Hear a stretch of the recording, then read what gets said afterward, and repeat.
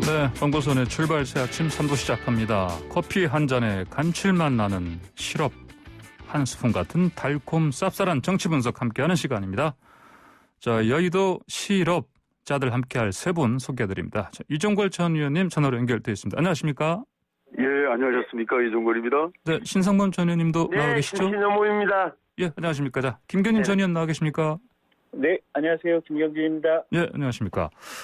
자, 먼저 이 얘기부터 좀 해보죠. 청와대가 월성원전 경제성 조작 직접적으로 지시했다. 이런 내용의 보도가 나왔습니다. 이게 최희봉 전 청와대 산업정책비서가 직접 지시했다. 산자부 공무원들에게. 이게 만약에 사실이면 원전 수사 좀 다른 국면으로 접어드는 거 아니겠습니까? 어떻게들 보시는지요? 먼저 검사 출신인 김균 전 의원께서 말씀해 주시기 바랍니다. 그게 만약에 사실이라면 네. 당연히 최희봉 비서관도 형사처벌을 받아야 될 상황이고요. 예. 일단 그게 이제 사실인지 아닌지 팩트 확인이 먼저일 것 같고요. 네. 어쨌든 어제 지금 백운규 전 장관에 대해서 지금 영장이 기각이 됐지 않습니까? 예. 이제 그 상황을 보면 아직은 지금 검찰이 수집한 증거만으로는 그게 명확하게 지금 이 인과관계라든지 지시 과정이 밝혀진 것 같지는 않은데, 예. 네, 통상 우리가 추정하기에는 최소한 장관 정도는 분명히 지시를 했을 것이다라고 이제 상식적으로 추론할 수 있는데, 이게 이제 입증과 증거 확보의 문제에 있어서는 검찰이 아마 수사가 굉장히 힘든 상황이 아닌가 이제 그렇게 볼 수 있는 것 같고요. 예. 어쨌든 최희봉 비서관 같은 경우는 그 기사가 만약에 맞다면 이제 당연히 처벌받아야 되고 또 청와대 내부에 대해서도 좀 더 수사가 확대되어야 될 텐데 과연 기사가 맞는지 그리고 검찰이 수사를 그와 관련된 증거를 얼마만큼 확보할 수 있을지 그게 관건인 것 같습니다. 예, 그러니까 이 기사를 쓴 기자 2명이 현재 보니까 법조 기자예요. 그리고 네. 말씀하신 것처럼 어제 사실 백운규 전 장관이 영장이 새벽에 기각이 됐고요. 이 시점에 또 이런 기사가 나온 걸 보니 여러 가지 좀 추측이 좀 가능하긴 한데 어쨌든 일단은 팩트 확인이 일단 중요하고요. 만약 그렇다면 말씀하신 것처럼 어쨌든 다른 국면 맞을 수밖에 없다 이렇게 좀 보시네요. 자, 그럼 이종걸 전 의원님께서 어떻게 보십니까? 예, 말씀하신 대로 백운규 전 장관이 영장 기각이 됐죠. 예. 총력을 다해서 윤석열 총장 차단해서 이 직권남용에 관해서 이 월성원전 1호기를 정권 차원에서 했다라고 하는 정책적인 내용을 가지고 하나의 구체적인 행위 하나를 이제 어떤 위법성으로 판단해 보려고 하는 시도가 있었습니다. 예. 당연히 정권 초에 여론조사도 하고 정책적으로 그것이 진행되는 과정에 저는 검찰이 수사하면서 청와대와 협의했거나 어떤 근거를 제공했거나 이런 것이 없었을 거라고는 아마 단정하지는 않았을 것입니다. 그래서 여러 조사도 하고 여러 가지 판단도 해봤을 텐데 이제 와서 그 얘기가 나온 거죠. 지난번에 백운 장관도 영장이 분명히 발부될 것이다라고 하고 자신감을 가졌는데 예.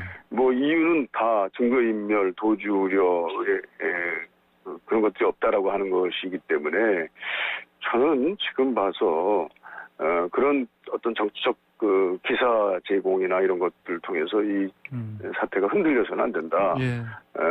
여러 가지 경제성 평가나 판매 단가 이용률이나 무엇보다도 폐쇄 비용, 이 원자력이 나중에 폐쇄할 때 그 비용이나 사후 처리 비용, 사용 후 핵연료에 관한 처리 문제라든지 이런 것들이 경제성 평가에 굉장히 중요한 내용이기 때문에 상당히 그 진폭이 크다. 이 평가에 관한 이런 것들이 저는 이제 결국 재판에서 진행되는 주요 쟁점이 되지 않겠나 이런 생각합니다. 알겠습니다. 신상범 전 의원께서는 전 언론인 출신이시니까요. 예, 말씀해 주십시오. 이 본질이 뭐냐 하면은 경제성 평가 조작이에요. 예. 다시 말하면 월성 1호기는 설계 수명이 다 했는데 이게 돈 7천억을 들여가서 새로 싹 수리를 해서 2년 반 더 그러니까 2020년 후반기까지는 가동해도 된다고 돼 있었는데 이것을 대통령 한마디에 적각 폐쇄했다는 거 아닙니까? 적각 폐쇄. 예, 조기 적각 폐쇄. 폐쇄를 예. 하기 위해서는 예. 경제성을 조작했는데 경제성 조작이 뭐냐면은 더 월성 1호기를 가동해봐야 경제성이 없다로 판단하는데 그걸 낮추기 위해서는 전력 판매 단가를 적게 잡고 이용률 수치도 낮게 잡아서 경제성이 적게 나오도록 만들었다는 거예요. 그걸 그러니까 최희봉 전 청와대 산업정책비서관이 예. 있으면서 산업통상부의 원전 담당 공무원들에게 지시를 했다. 이렇게 수치를 뜯어 맞춰라 이런 지시를 했다는 이제 그게 언론 보도인데 예. 저는 이 가능성이 높다고 보는 게 그 핵심 라인, 게 배공규 장관은 장관이지만 실제 청와대에서 모든 걸 지시하고 했던 게 최희봉 전 비서관, 지금 이제 가스공사 사장일 텐데 그분이라는 게 어떻게 보면 감사원 감사 결과에도 적시가 돼 있어요. 그 감사원에서 수사를 이렇게 참고 자료로 보낸 게 7,000페이지였다는 거 아닙니까? 그걸 갖고 이제 검찰이 수사하다가 배용규 장관은 영장이 기각된 거고 이미 담당 국장, 서기관은 사무관은 구속돼 있고 과장은 구속이 안 되고 2명 구속, 1명 불구속 기소된 상태니까 저는 이 가능성이 좀 있다고 보고 물론 이제 검찰이 수사를 어떻게 할지는 모르겠습니다만 대전지검장이 그 유임되고 수사부가 유지되니까 예. 검찰 수사를 지켜봐야 되겠다. 제가 볼 때는 이거는 좀 가능성이 높다고 봐요. 아, 예, 알겠습니다. 자, 지금 여의도 실업자들 코너 이종골, 신성범, 김경진 전 의원과 함께하고 있습니다. 방송 들으시면서 의견 주실 분들은 샵 0945번 50원 유료 문자로 보내주시기 바랍니다. 유튜브에서 보이는 라디오로도 저희 홍호선의 주발사 아침 함께 하실 수 있습니다. 자, 다음으로요. 자, 문재인 정부 출신 인사로 첫 구속 사례입니다. 장관으로서는 이른바 환경부 블랙리스트 의혹으로 기소됐던 김은경 전 장관. 자, 어제 오후에 1심에서 2년 6개월 실형 선고받고 법정 구속됐습니다. 자, 이거 지금 이번에 사실 1심에서 이렇게 구속되리라 혹시 예측들 하셨습니까? 못했죠. 근데 지금 신상범 의원님 웃으셨으니까 먼저 말씀하십시오. 아니 이게 예. 이 사안이 중요한 이유가 예. 이렇게 블랙리스트 기억하면 블랙리스트 환경부 블랙리스트라는 게 언제적 이야기입니까? 2018년 재경이 맞다면 연말쯤에 예. 청와대 수사관으로 있었던 김태우 씨인가 하는 분이 나와서 이야기한 거잖아요. 예, 예. 그 환경부의 블랙리스트가 있대. 그때 블랙리스트 하면 이제 이 정부가 아니라 박근혜 정부 때 문체부의 문화 쪽에 블랙리스트가 있었다. 그래서 김기춘 전 비서실장, 조윤선 전 장관이 네. 후속되고 했던 게 이 블랙리스트인데 이 정부에 문재인 정부에도 블랙리스트가 있었다. 이렇게 된 건데 제가 이제 판결문을 좀 유심히 보면서 깜짝 놀란 게 이런 거예요. 이제 환경부에서 이전 정부 그러니까 박근혜 정부 때 임명됐던 기관장과 간부들을 솎아내려고 하는데 이걸 이제 단순한 법적 절차를 안 거치고 굉장히 불법으로 했다는 거 아닙니까? 예를 들어서 환경공단의 상임감사 같은 경우는 사표를 내라 그러니까 안 내니까 어떻게 했습니까? 그러니까 결국은 이제 업무 추진비 쓴 내역을 갖고 압박을 해서 견디다 못해서 사표를 내게 한 것이다.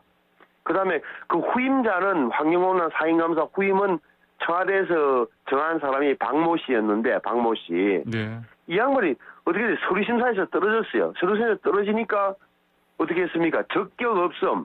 다시 말하면서 적격자 없다 해가지고 다르게 이미 합격한 사람 7명까지 다 그냥 불합격 처리한 거예요. 예. 이런 식으로 해서 불법으로 한 게 상당히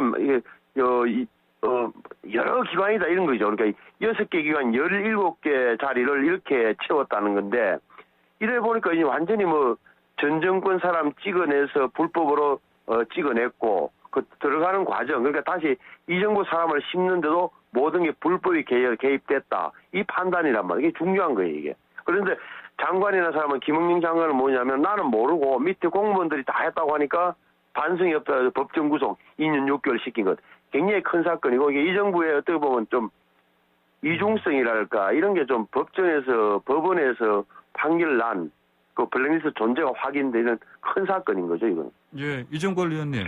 예. 예. 그 산하기관의 임원이 이제 15명이 이 문제가 됐는데 13명을 물러나게 했다라고 하는 이유인데요. 예.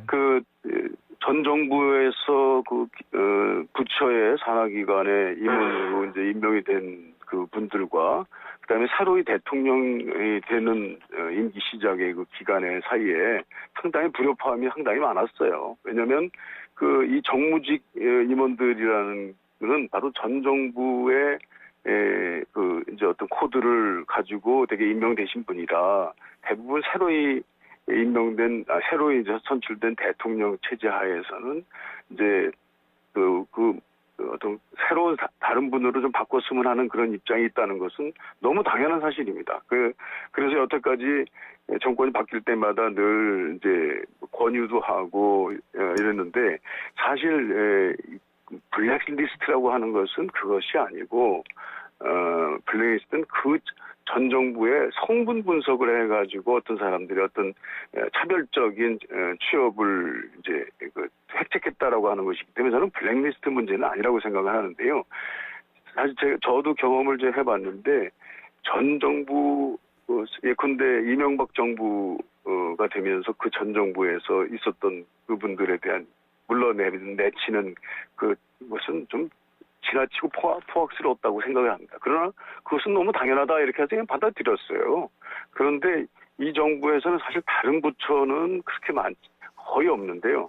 이제 환경부에 좀 이게 좀 집중됐다라고 하는 것이 좀 문제가 있었고, 그리고 좀 현재 우리 김은경 전 장관의 경우에 본인도 그에 대한 어떤 그런 정치적 의사, 좀 바꿨으면 좋겠다라고 하는 생각은 있었겠지만 그 행위 자체가 미법하고 또 심각해가지고 이 위법성 자체로까지 판단해야만 되느냐라는 문제를 가지고 재판부도 사실 고민을 했는데 이제 재판부에서는 대대적으로 이 사표 징구 행위를 했고 그렇기 때문에 이건 처벌할 가치가 있다라고 이제 판단한 것 같습니다만 그러나 지금 일관되게 김은경 전 장관이 주장하고 있는 것은 인식 자체가 없어요. 그리고 어느 정도 글쎄요.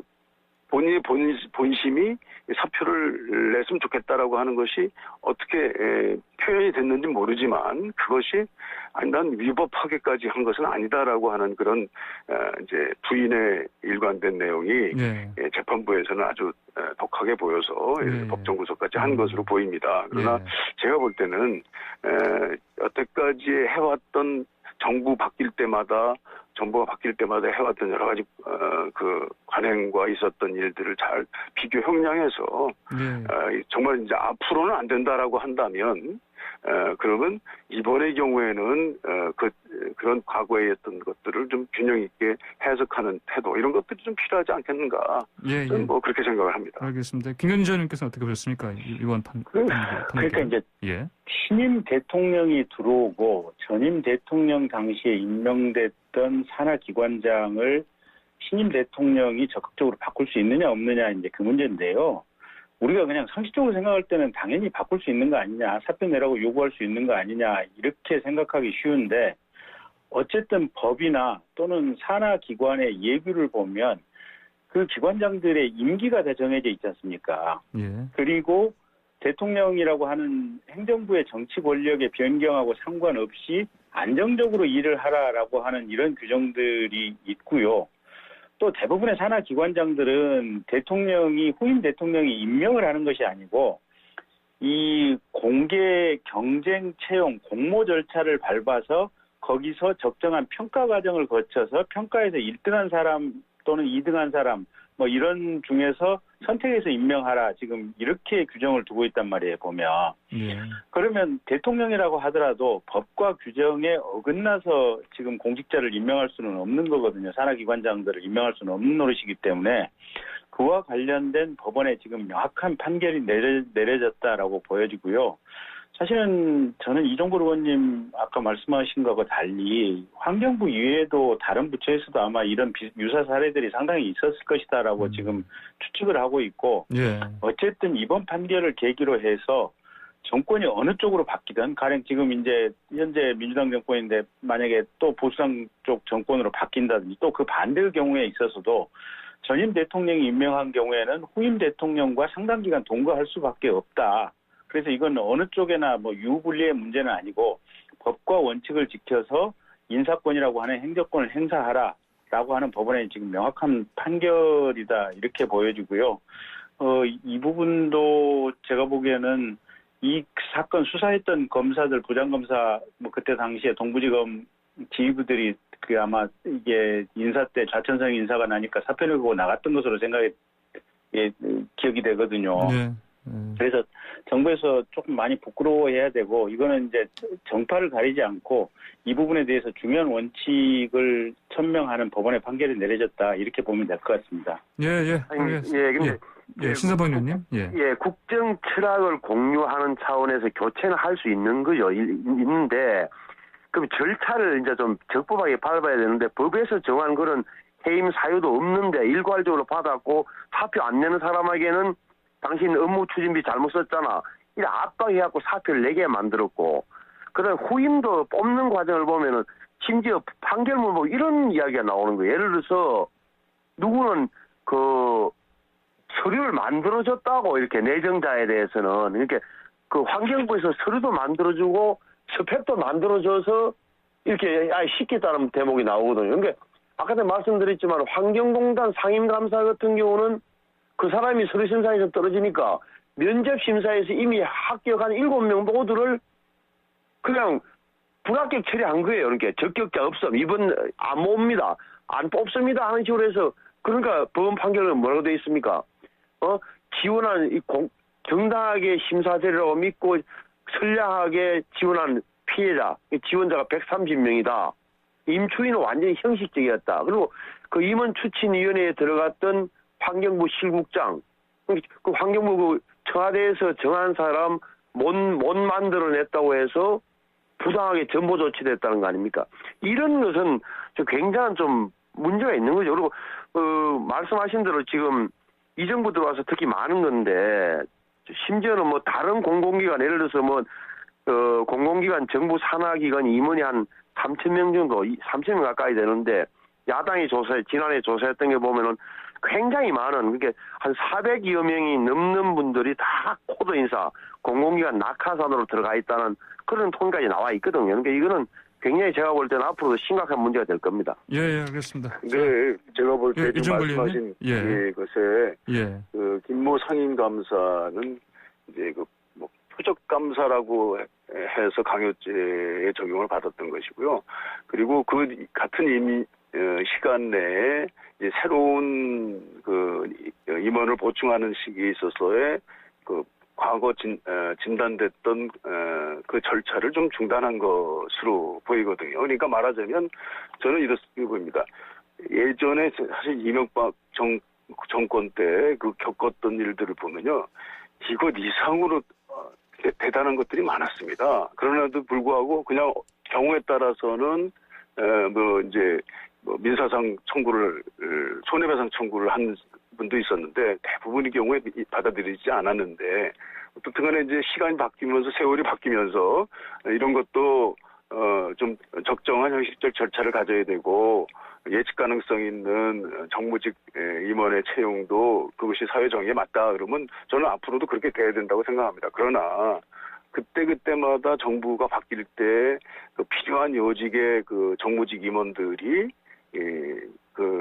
이런 일이 발생하게 됐을 때 앞으로 어떻게 할 것이냐라고 하는 정책적 판단도 저는 좀 해봐야 된다고 생각합니다. 이거를 여태까지 모든 분들이 그 위법성 문제에 관해서는 거의 인식이 없었는데 불구하고 그 지금 김은경 전 장관이 일관된 이야기도 보더라도 그 인식이 없습니다. 그런데 이거를 이제 법원이 그런 어떤 현실적인 문제를 이제 앞으로 미래지향적으로 판단해서 하겠다라고 한다면 그러나 그렇게 되면 시기적인 완충의 시기도 좀 필요하다 이런 생각을 하는 것이죠. 알겠습니다. 근데요, 김규진 의원님.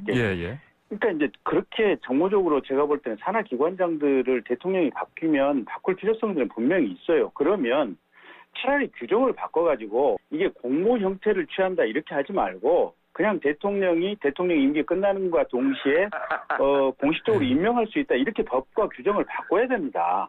이게 말 그대로 규정은 그냥 공모 형태를 취하는데 실질은 청와대에서 낙하산으로 지명을 해가지고 대통령 캠프에 있었던 사람 내리꽂는 거 아니겠습니까?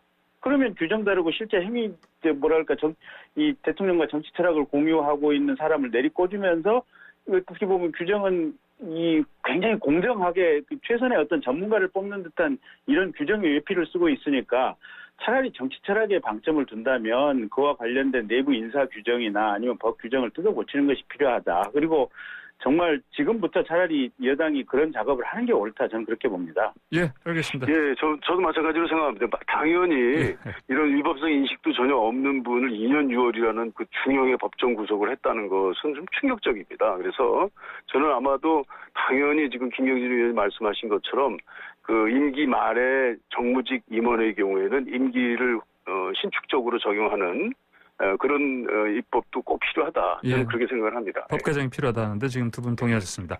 자, 지금 여의도 실업자들 이종걸, 신성범, 김견진 전임과 함께하고 있는데요. 자, 지금 청취자분들 의견들 들어오고 있습니다. 7515님께서는 법정 구속하라.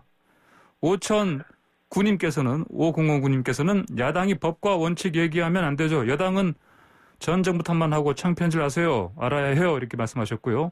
1788님께서는 변명하지 마세요. 그다음에 0107님께서는 잘못 인정 안 하고 계속 전 정부만 탓하나요? 자, 7021님께서는 내로남불. 자, 그리고 7515님께서는 사람들 울게 하는 게 정부인가요? 이런 의견 주셨고요. 4637님께서는 전 정부 적폐로 처단했잖아요. 이렇게 보내주셨습니다. 자, 토론하시면 참고하시고요. 방송 들으시면서 의견 주실 분들은 샵 0945번 50원 유료 문자로 보내주시기 바랍니다. 자, 이제 좀 주제 좀 바꿔보겠습니다. 어제 황희 문체부 장관 후보자 청문회 있었는데, 자, 여야 공방이 뜨거웠습니다. 예상된 대로. 자, 청문회 좀 총평들 좀 해주십시오. 먼저, 이종걸 전의님. 예, 좀 걱정스럽게 지켜봤습니다. 예. 여러 가지, 모든 것들을 좀, 잘 판단해서 인사 추천이 이루어져야 될 것 같다라는 생각이 드네요. 그리고 또 황희 문체부 장관 후보자의 경우에는 여당 의원도 사과를 권유한 장면들이 이렇게 눈에 띄더라고요. 예, 그것이 저희들한테는 상당히 아픈 대목입니다.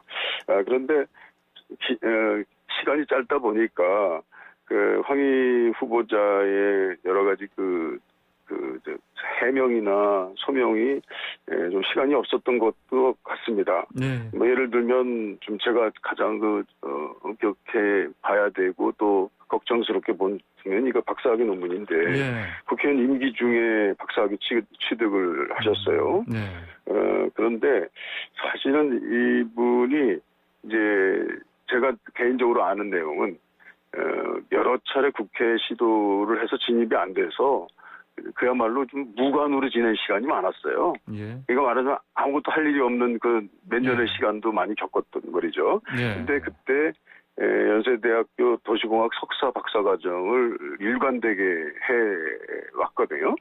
그래서 그때 그 해왔던 여러 가지 연구 결과라든지 이런 것들이 이 논문에는 반영이 돼 있는 것이죠. 그래서 요새 그 표절이라든지 이런 것들은 기본적으로 걸르는 자격이 있습니다. 연세대학이 어떤 일반 대학에서 하고 있는 여러 그 절차들을 다 했던 거죠. 그래서 제가 볼 때는 그 문제에 관해서는 좀 해명할 기회를 줘서 국민적 의혹을 좀 씻어주는 게 좋겠다 이런 생각을 합니다. 예, 알겠습니다. 신선범 의원님.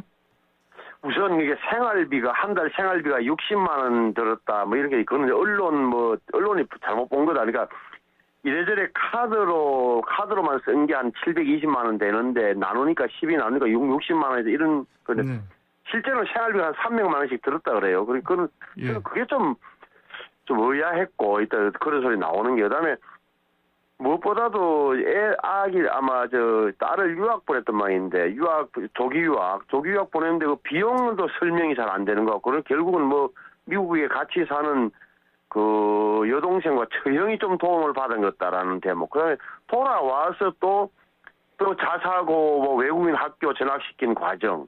근데 거기에 대해서 딸이 응시했다. 자신은 근데 당신은 왜 자사고 반대한 사람 아니니까 나는 자사고 반대한 적 없고 다만 수요화되는 것에 반대했다는 이런 좀 엉성한 변명이 좀 거슬렸다 그럴까 제가 예. 좀 어색하게 생각하고 있는 거. 또 하나는 말씀하신 대로 이제 박사학위 받는 과정인데 이건 뭐 이게 그 지도 교수가 이게 황희 의원한테 박사학위를 준 지도 교수가 우연치 않게도 국회 국토교통위원회 황희 의원이 그 소속된 국회교통위원회에서 2천만 원짜리 용역을 받았다는 거 아닙니까? 그러니까 그 2천만 원짜리 용역 받은 가운데 일부를 그 내용을 그대로 영역해서 예. 붙여서 황희 의원이 박사학위를 받았다는 부분이거든요. 예. 연세대학교에서 도시과학 박사를 받았다는 게 스마트 예. 도시에 관한 건데 이거는 좀 제가 원래 큰 문제가 있다고 보는 거예요. 이거는 좀 그 소관 상임위원회에서 그 용역을 받은 분의 그것을 완전히 영역만해서 붙여놓고 박사를 받았다는 부분은 문제의 소지가 크다. 그것도 어떻게 보면 국회 돈으로 연구된 걸 자기 논문에 거의 그대로 활용한 부분이니까 여기에 대해서는 좀 뭐랄까 명확한 좀 설명이 있는 게 좋고 또 국민들이 납득하기 힘들 것 같다는 그 생각이고 기본적으로 저는 이분이 황 의원이 뭘 잘하는지 모르겠더라고요. 다시 말하면 문체부라는 게 아시는 대로 조장 행정에 도와주는 행정의 대표입니다. 그러니까 예. 문화, 예술, 체육, 관광, 종교 이런 게 집합돼 있고 예산도 한 7조 가까이 될 텐데 황 의원이 도대체 뭘 해서 문체부 장관을 잘할 수 있을까? 무슨 그 비전을 갖고 결국은 어떻게 보면 좀 선거 대책 내각의 일원으로서 황희 의원을 꼽은 거 아니야 의심을 전 지울 수가 없어요. 알겠습니다. 자, 마지막으로 김경진 의원님. 영 마음이 편치가 않더라고요. 보니까 일단 뭐 사과는 했지만 예. 그게 본회의 불참하면서 해외여행 다녀온 일이라든지 그것도 이제 병가라고 뭐 쓴 거라든지 또 뭐 출판 기념회 해가지고 그걸로 전세 대출금 갚는 데 썼다라든지 이게 여러 가지 것들이 그러니까 이제 공직이라고 하는 것이 대단히 엄격하고 엄정하고 본인의 처신이 바른 사람이 이게 국회의원을 해야 되고 장관을 해야 되는 거 아니겠습니까? 예. 근데 전체적인 흐름이 보면 이게 딱 떨어지는 않지만 이분도 그렇고 이분의 이제 변명에 따르면 이분의 보좌진도 그렇고 다들 그냥 엉성하고 공직의 어떻게 보면 엄격함이랄까 처신의 엄격함이랄까 이런 것이 하나도 없는 것 같아요 보면. 네. 그래서 이분이 장관 전문성은 차치하고라도 기본적으로 장관을 할 만한 어떤 최소한의 어떤 기준을 갖고 있는 그런 정신 자세가 있는가 거기서부터 좀 걱정이 좀 많이 되는 이런 상황입니다. 예, 알겠습니다. 자, 오늘 토론할 거리 좀 많이 준비했었는데요. 시간이 다 돼가지고 여기서 좀 마무리해야 되겠습니다. 새로운 말씀 잘 들었습니다. 감사합니다. 감사합니다. 네, 감사합니다. 네, 지금까지 이종걸, 신성범, 김경진 전 의원과 함께했습니다. 황보선의 출발사 아침 잠시 뒤 4부로 돌아오겠습니다. 황보선의 출발사 아침 4부 시작합니다. 우리 정부가 도입하기로 한 코로나19 백신 1,000만 명분 가운데 첫 75만 명 분량이 다다음 주에 들어오죠. 자, 이철우 국제백신연구소 연구원 전화로 연결해서 이 내용 좀 자세히 좀 알아보겠습니다. 이 연구원님 안녕하십니까? 네, 안녕하세요. 예. 자, 오늘 그 식품의약품안전처가 그 최종 점검위원회 열지 않습니까? 오전에 열죠? 네, 맞습니다. 그러면 이제 오후에는 이게 결과가 나올 텐데 어떻게 보십니까? 일단 식약처 최종 허가는 이제 3번의 전문가 자문을 거치게 되어 있는데 예. 앞서 이제 2번의 회의에서 어떻게 보면 약간은 이제 상이할 수 있는 이제 그 결론을 내었기 때문에 예. 이번 3번째 회의에서 이제 백신의 이제 65세 이상 고령자에게서의 접종 여부를 아마 승인이 날 것으로 예상이 되고 예. 그렇게 된다면은 결국 이제 접종은 질병관리청 이제 주관하기 때문에 예. 실제 접종에 대한 공고는 이제 질병관리청에서 빠르게 또 심의를 통해 결정될 것으로 예상하고 있습니다. 예, 이제 오늘 이게 이제 허가하는 건데 말씀하신 것처럼 65세 이상 고령층 어떻게 할 건지 이게 좀 관심거리입니다. 그렇죠? 네, 맞습니다. 뭐 1차 전문가 회의에서는 고령자 수가 좀 적다는 이유만으로는 좀 배제할 수 없다. 뭐 2차에서는 좀 신중할 필요가 있다는데 일단은 뭐 효과가 없다는 것이 아니라 이제 충분한 근거가 좀 부족하다는 의미였기 때문에 예. 좀 더 자료를 검토하고 추가적인 면역성성 자료를 좀 활용하여서 예. 이런 부족한 자료들을 조금 대체하지 않을까 이렇게 예상하고 있습니다. 그러면은 아무래도 이제 뭐 허가는 날 가능성은 높고요. 그렇죠? 오늘 아무래도 오후에 한 2시 반에 네. 발표하는 거 제가 들었습니다. 그렇죠? 네.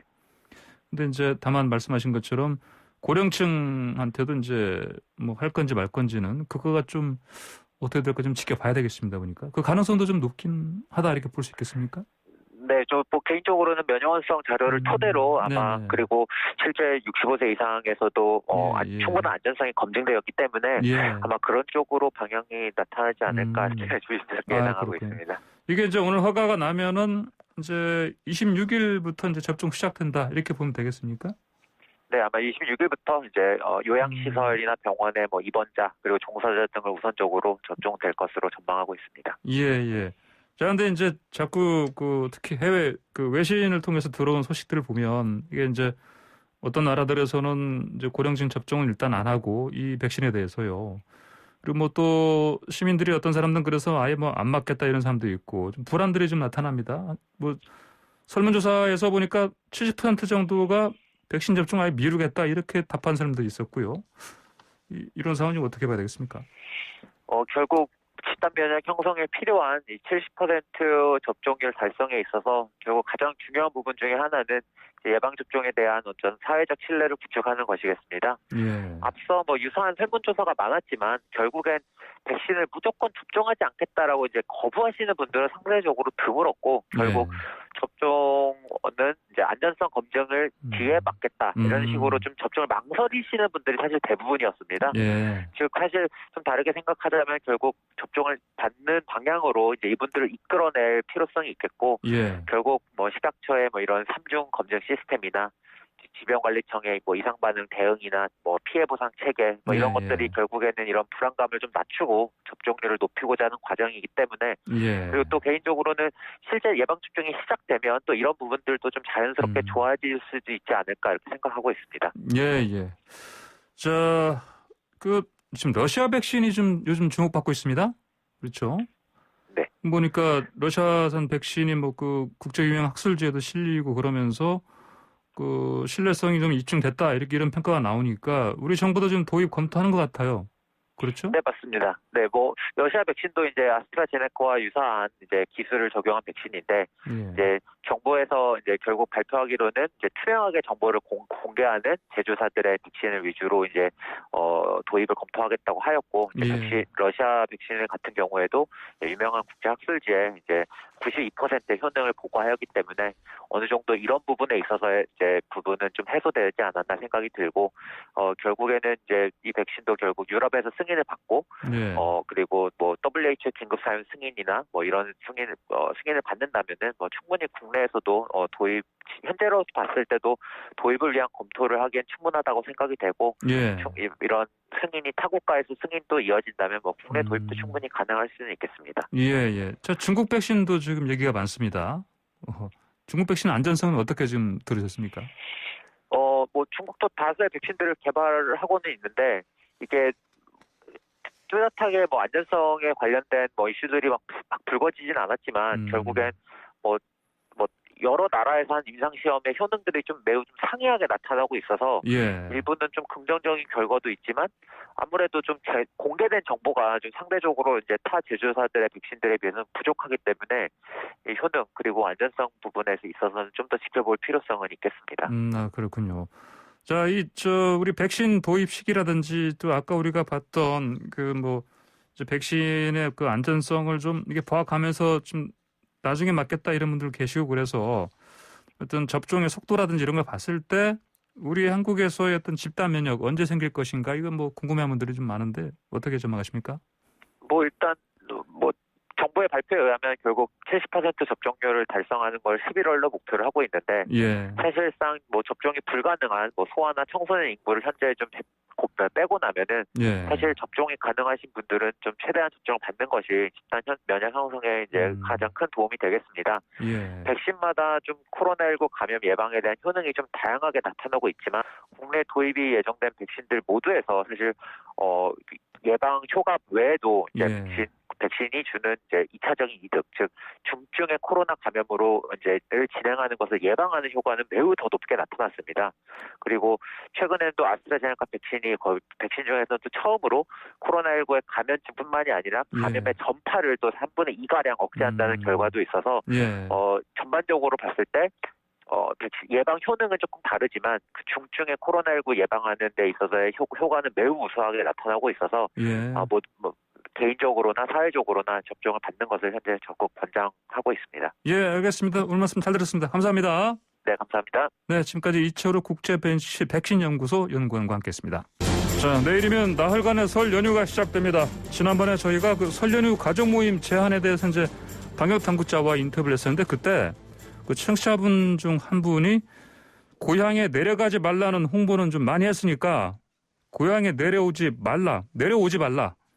뭐 이런 홍보도 좀 해주세요라고 문자를 보내주셨는데 실제로요. 이런 홍보를 하는 지자체가 있습니다. 경북 의성군인데요. 김주수 의성 군수님 전화로 연결해서 어떤 사연인지 직접 좀 알아보겠습니다. 군수님 안녕하십니까?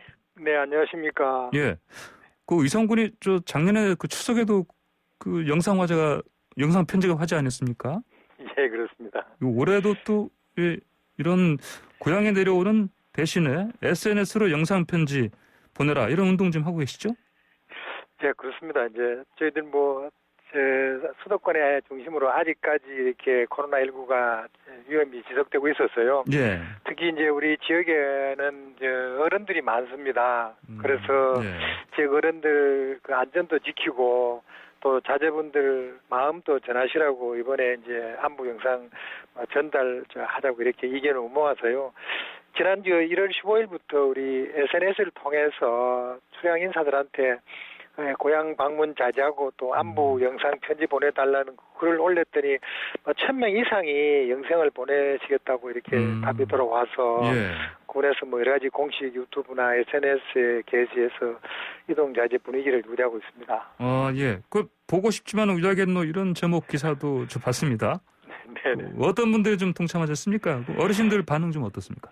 예, 이번 설에도 5회 이상 모일 수 없지 않습니까? 예. 그래서 이제 자녀들한테 영상 그 편지를 보냈지만은 멀리 그 호주나 베트남 등 그 고향의 부모 있는 외국에서까지 그 의성의 어른들한테 이렇게 보내왔습니다. 예. 부모님들께서는 괜찮다 이렇게 하시지만 또 아쉬운 마음도 표현해 주시고 있고요. 예. 그 자녀들이 보낸 또 영상을 보시면서 눈시울 때에 적시는 등 또 이렇게 참 여러 가지 자녀들이 걱정도 많이 하고 계시는데요. 코로나19가 참 모두한테 이렇게 아쉬움을 참 내고 있습니다. 예. 김주소 군수님, 네네.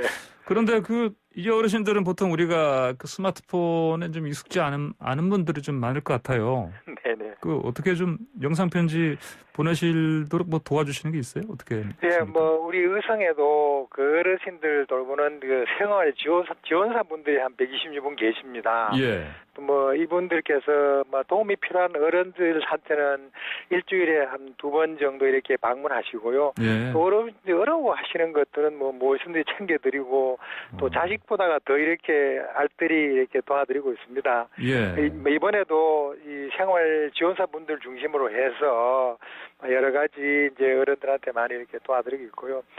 특히 우리 의성군이 전국에서 처음으로 찾아가는 보건과 복지 이렇게 합쳐서 한 팀을 운영하기 때문에 이분들이 생활 지원사들하고 협업해서 여러 가지 이제 이러한 사항도 같이 지원하고 있습니다. 아, 그러시군요. 의성군 좀 어르신들 비율이 높죠? 어떻습니까?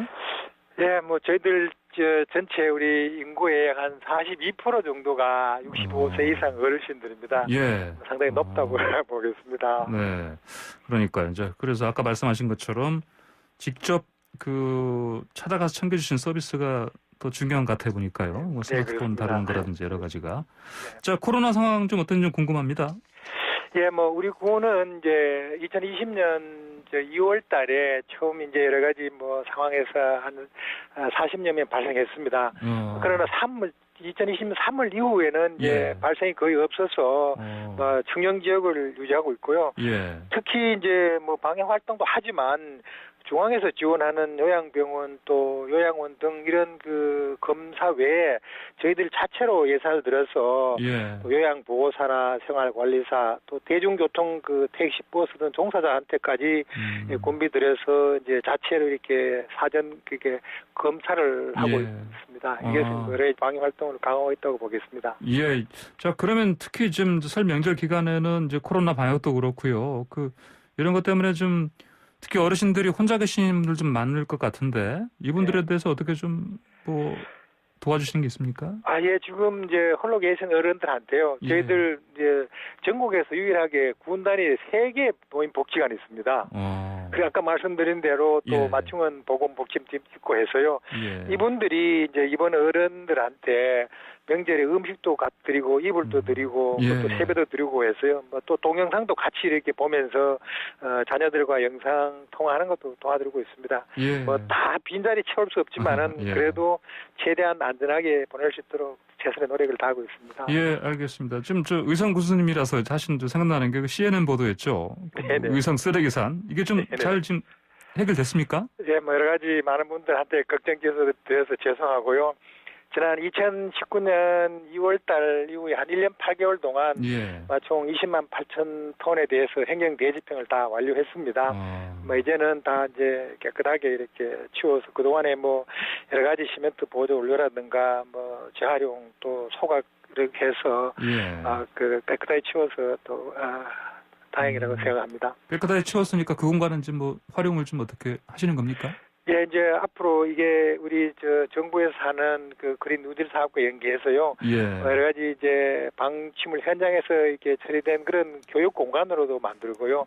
또 여러 가지 이제 젊은 사람들 또 청년 어른들한테 이러한 것을 다시 돌아볼 수 있는 그런 그 교육 장소로 이렇게 하고 앞으로 특히 이제 그 환경의 중요성을 강조할 수 있는 그런 분야로 활용해 나가도록 하겠습니다. 예, 교육의 장소로 활용하신다고 알겠습니다. 자, 내일부터 본격적인 설레는데 마지막으로 청취자분들한테 좀 한마디 좀 해주신다면요. 예, 모두 어렵지만 우리 모두 조금 더 힘내서 코로나19 극복하고 올 하반기부터는 보고 싶은 얼굴들 또 뭐 모든 분들 다 즐거운 시간 보낼 수 있기를 또 희망하고 또 확신하고 있습니다. 모두 새해 복 많이 받고 좋은 일 많으십시오.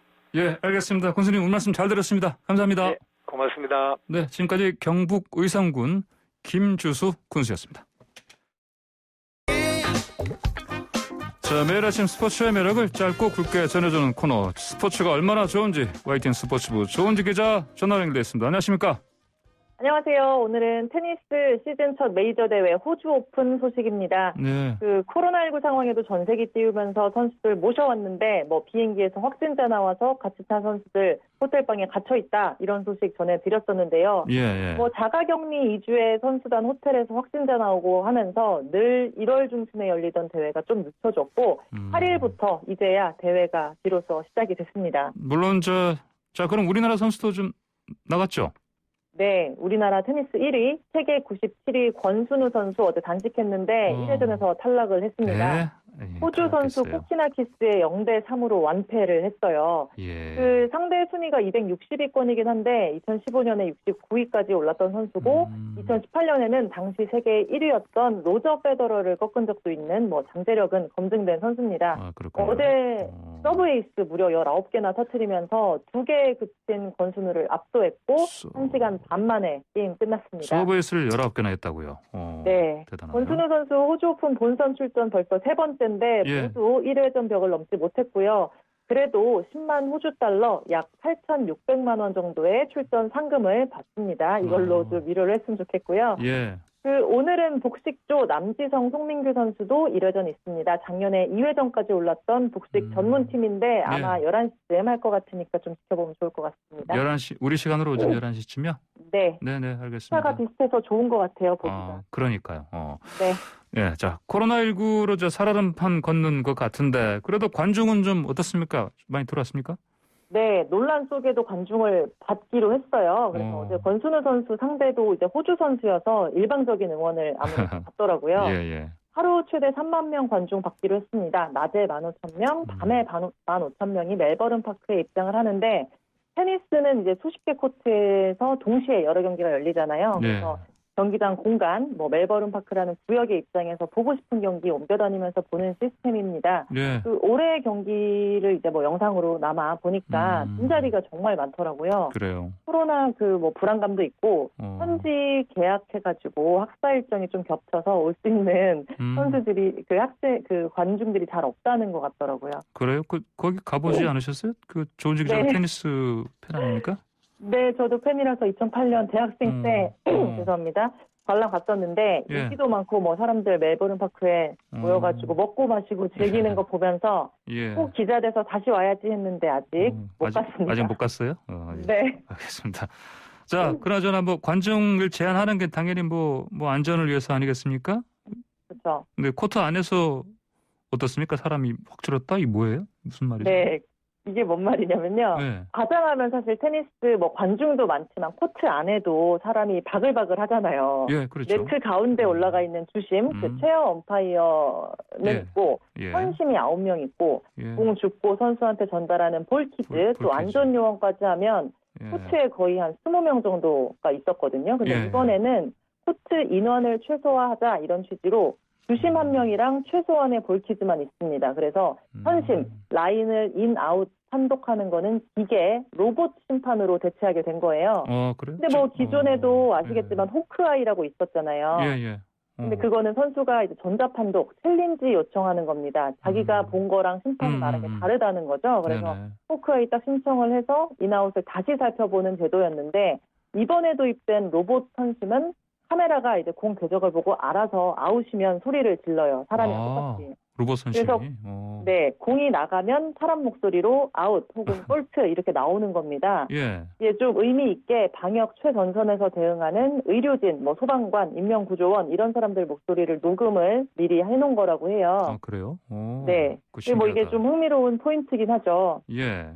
라인 시비가 많았는데 아무래도 그런 거는 조금 없고 공정하다 뭐 이런 인상을 주는 거는 맞는데 그래도 좀 오심도 경기의 일부라거나 또 그 아까 말씀드린 그 호크아이 그게 사실은 맞는지 언제 선수가 이걸 요청을 하는지 어떤 선수가 적중률이 좋다 뭐 이런 것도 사실은 드라마틱하게 좀 보는 맛이 있었는데요. 그런 거가 좀 사라지니까 팬들한테는 조금 아쉬울 수 있다 이런 목소리도 일부 있는 것 같긴 합니다. 선수들이 이거 좋아하나요? 대체로 만족을 하죠. 특히 조코비치가 환영 목소리 내는데 기술이 있는데 선심이 왜 필요하냐. 볼키즈는 필요하지만 나인풀은 기계가 낫다. 뭐 이렇게 얘기를 해요. 사실 뭐 작년에 선심을 맞춰서 실격당하고 뭐 좀 아픈 기억이 많아서 선봉에 선 것 같은데요. 일부 선수들은 다 사람이 하는 일이고 경험이 중요한데 로봇으로 다 바뀌면 어디서 키우냐 사람은 뭐 이런 얘기를 하기도 합니다. 뭐 사회에서 AI 바라보는 거랑 비슷한 논쟁이다 싶습니다. 알겠습니다. 자, 오늘 말씀 잘 들었습니다. 감사합니다. 감사합니다. 네, 지금까지 YTN 스포츠부 조은지 기자였습니다. 네, 황보선의 출발새 아침 오늘 순서 여기서 모두 마치겠습니다. 저는 내일 아침 7시 20분에 설 특집 정치 거담들과 함께하는 밥상머리 썰전으로 찾아뵙겠습니다. 지금까지 황보선이었습니다. 감사합니다.